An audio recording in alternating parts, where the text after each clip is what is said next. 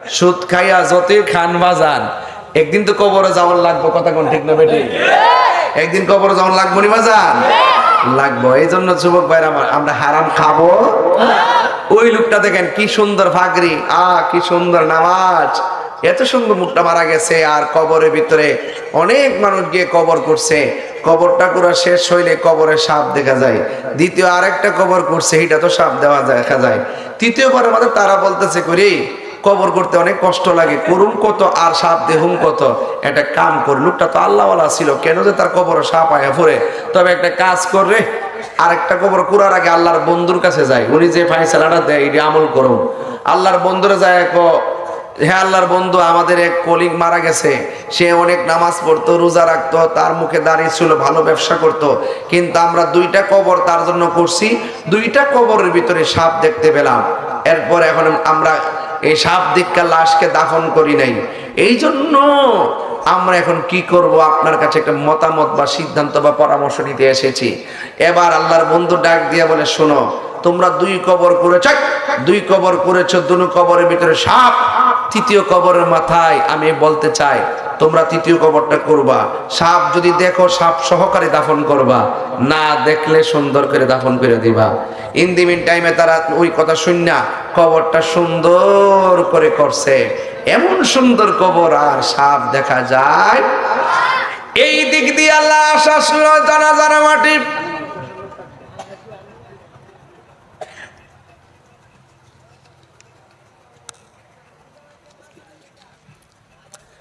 এই দিক দিয়ে তার নামাজের কোনো অভাব নাই।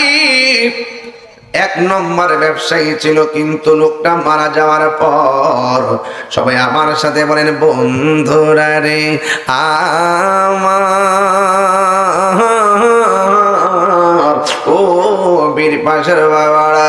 এবার তিনি ডাক দিয়ে বলেন, আমরা কবর করে শেষ করলাম, জানাজার ময়দানে গিয়ে জানাজা পড়লাম, লাশটারে কান্দে লই, আল্লাহ আকবার হবে, লাশটারে কান্দে নিয়ে যখন কবরের পারে আসলাম গো,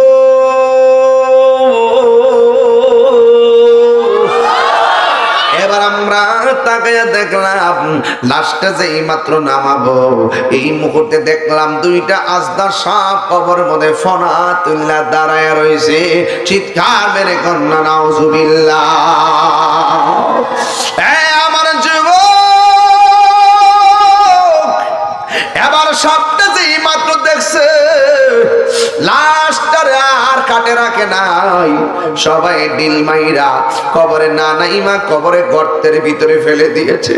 যেই মাত্র ফালায় দিছে, সাপে তারে পেস মারছে, আর তার উপরে মাটি চাপা দিয়া হাটে ঘাটে বাজারে একটাই সুর, এই লোকটা নামাজ পড়তো, এই লোকটা রোজা রাখতো, এই লোকটা এত ভালো মানুষ ছিল, কিন্তু লোকটার কবরে দেওয়ার আগে তিনবার দেখলাম সাপ এসে গেছে। কারণটা কি রে বাবা? এই লোকটার তো কোনোদিন আমরা এই গুনাহ করতেও দেখি নাই। যুবকেরা দল, এবার অনেক মানুষ বলতেছে, শুন শুন, আজকে আমরা হয়তো বাহিরের রূপটা তার দেখেছি, আল্লাহ তো কাহারও চেহারার দিকে তাকায় না, আল্লাহ তাকায় তার অন্তরের দিকে। আমরা দেখেছি সে নামাজ পড়তো, আমরা দেখেছি সে রোজা রাখতো, আমরা দেখছি সে ভালো ব্যবসা করতো, আমরা বাহিরে দেখছি। এছাড়াও তো তার একটা পারিবারিক জীবন আছে, সে ব্যক্তি হিসাবে কেমন, সে তার স্ত্রীর কাছে গেলে আসল খবর পাওয়া যাবে। এই মুহূর্তে সবাই মিল্লা স্ত্রীর কাছে চলে গেছে।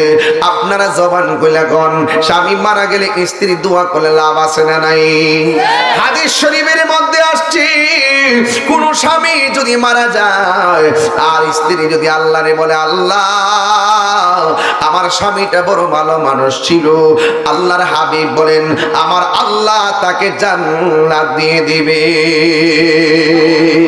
স্ত্রী যদি মারা যায়, স্বামী যদি বলে, আল্লাহ গো আমার স্ত্রী বড় ভালো ছিল, আমার আল্লাহ স্বামীর কারণে ওই স্ত্রীটারে জান্নাত দিয়া দে।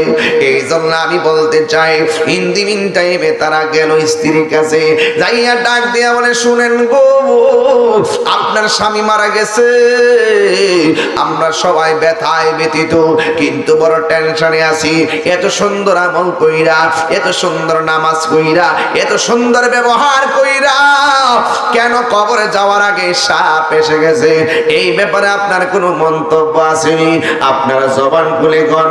সমাজের মানুষের কাছে ধরা না খাইলো, পারিবারিক ভাবে অনেক অভিজ্ঞতা স্ত্রীর আছে না নাই? ওই স্ত্রীকে ডাক দিয়া বলে, আপনার স্বামী দুনিয়াতে তাইকা এমন কাজ করছে নি গো, যে এই কাজের কারণে কবরে যাওয়ার আগে সাপ এসে গেছে। বন্ধুরে, ও যুবকের দোল, আপনারা জবান খুলে বলেন, রহমত দেওয়ার মালিক কে? আরো চিৎকার মেরে বলুন কে? বন্ধু, স্ত্রী ডাক দিয়া বলে, ও জগৎবাসী, ও জগৎবাসী, আমার স্বামীকে বাহিরে দেখেছেন নামাজ পড়েছে, আমিও জানি সে নামাজ পড়ে, বাইরে সে রুকু করেছে, আমিও জানি সে রুকু করে, কিন্তু আমার স্বামী ভিতরে একটা সমস্যা ছিল, যেই সমস্যাটা আপনারা ধরতে পারেন নাই। জিজ্ঞেস করা হলো কি? ওই বস্তার ভিতরে যে মাল বিক্রি করে, ওই মালের ভিতরে ইটের কংক্রিট ঢুকায়া ওজন বাড়ায়, কংক্রিট ঢুকায়া ওজন বাড়ায়, এই ওজন বাড়াইয়া বাড়াইয়া মানুষের দোকা দিয়া টাকা কামাইছে। এই জন্য হয়তো বা আমার স্বামী এখানে কবরে যাওয়ার আগে সর্প এসে গেছে। এই কথা বলার পরে তাদের কথাটা বুঝে আসছে। যুবক এখন বললেন, তাহিরি হুজুর, নবীর আমলে ভুট্টা ছিল, নবীর আমলে জব ছিল, এইগুলা তো এখন এই দেশে নাই। ভালো কথাই তো বলছেন, ওই দেশে গমের সঙ্গে পাথর মিশাইতো। এখন আপনারা বলবেন চালের সঙ্গে এমনি পাথর থাকে, কোন মানুষ চালের সঙ্গে পাথর দিয়া মিশাইয়া বিক্রি করে না।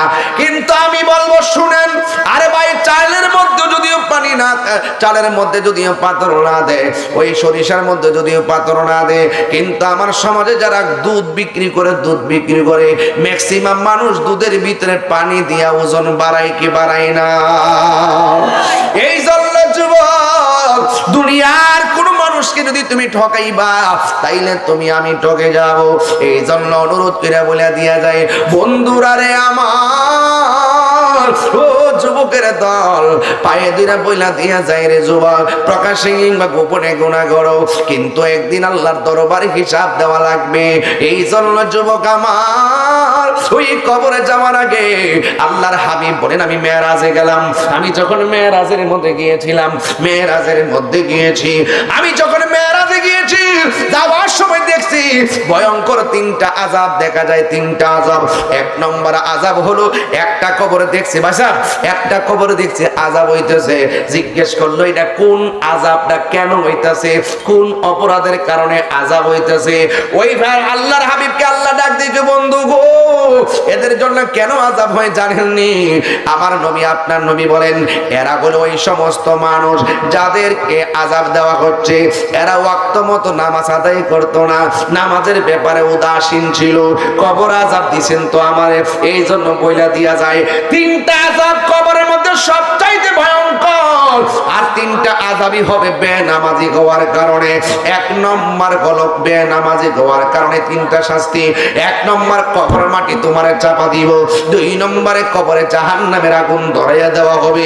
তিন নম্বরে গো, আপনার কবরের ভিতরে সাপ বিচ্ছু দিয়ে দেওয়া হবে।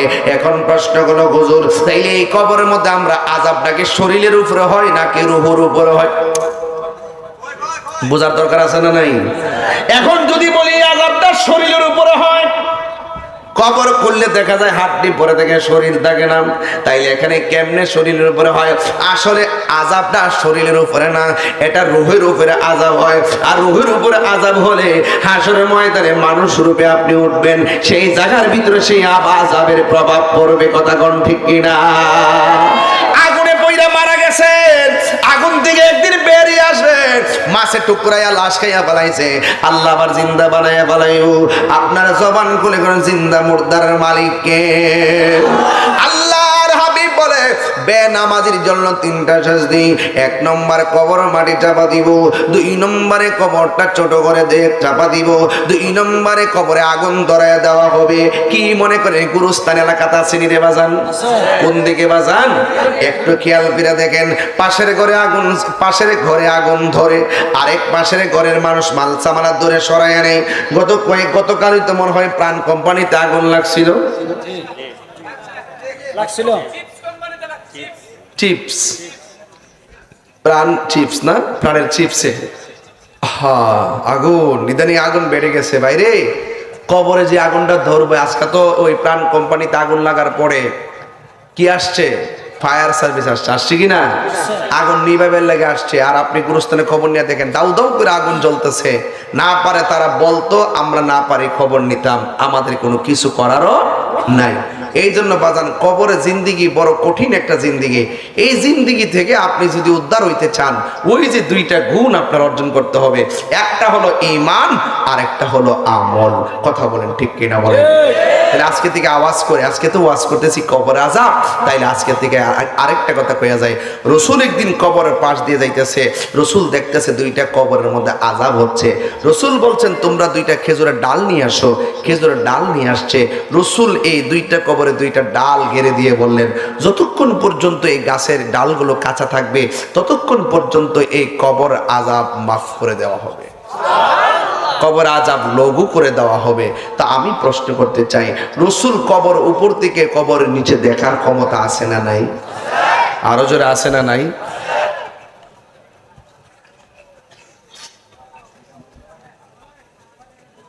কিতা উত্তর দিতাম না, ফাও ফাও প্রশ্ন করস। কি তারপর এটা একটা প্রশ্ন হইল? তুমি আসলে বুদ্ধি করে দিয়েছিলে প্রশ্নটা। একটা দিছে, এখন সমাজে চোখ রাখলে দেখা যায় পুরুষ থেকে মহিলা বেশি সুৎকা।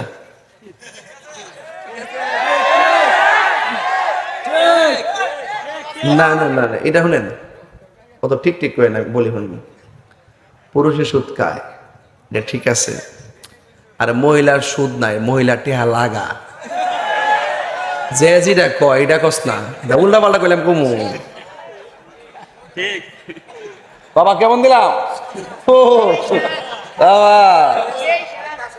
আর আছে, আরেকটা আছে, আরেকটা আছে। যে দিছে এটা কে দিছে? এটা আচ্ছা, আরেকটা আছে টিয়া লাগানিও। হাজারে কত? হাজারে, 10,000-এ, 1 লাখে, বুঝছুনি? লাখ দিয়ে যে বছর ফেসে লাখটা বাড়ি মারে, এই লাখ দিয়ে যখন লাখ বাড়ি মারে, তখন এই বউয়ে জামাই লোকে সাইড মারে। হ্যাঁ, বুঝতেই হারামের মধ্যে কোন আরাম। ওই দিন শুনতেছি এক মহিলা বলে গাঞ্জার ব্যবসা করে। দেশটাকে দেশ আছে। আচ্ছা, আফসোস লাগে তাদের জন্য। আল্লাহ হেদায়েত করে, কামিন কর না গেলে গা। তুমি জীবন, তুমি মরণ, আধার ঘরে। শেষ বলেন, তুমি আপন, তুমি জীবন, তুমি মরণ, আধার ঘরে।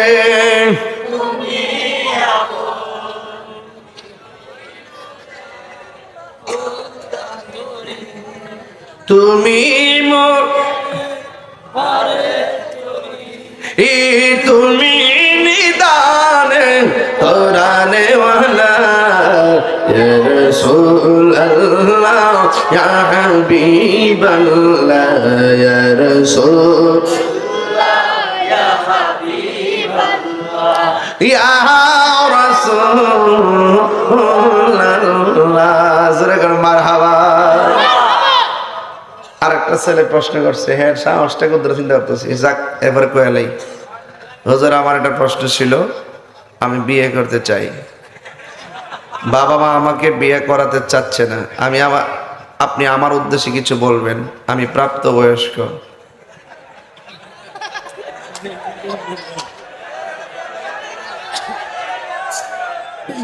আচ্ছা, ছেলেটা ছেলেটা কি এখানে আছে? কই ছেলেটা? কই এটা কই? জামাই কই? আছে কেউ? আচ্ছা, আমি ছেলেটা জানতেছি যদি কোনো তাই আপনার মধ্যে কেউ তাই মেয়ে থাকলে আমি জামাটা দেখাই দিই, আপনারা একটি মেয়ে থাকলে রেডি করেন। হ্যাঁ, তুই বিয়ে হইতে পারতে এদিকে ওই দেখ জায়গা জায়গা জায়গা জায়গা দেখছেন জায়গা জামাই জায়গা রে, আসলে জামাই অচল অচল, কথা কান ঠিক কিনা? শোনো এ ছেলে শোনো, না না এটা দিচ্ছে ভালো করছে। তোমার মা তোমাকে তুমি কি করো, তোমার প্রফেশন কি, তোমার তোমার ইয়া কি কি বলে এটাকে ইনকাম সোর্স কি? তোমাকে তো বউ পালতে হবে ঠিক কিনা?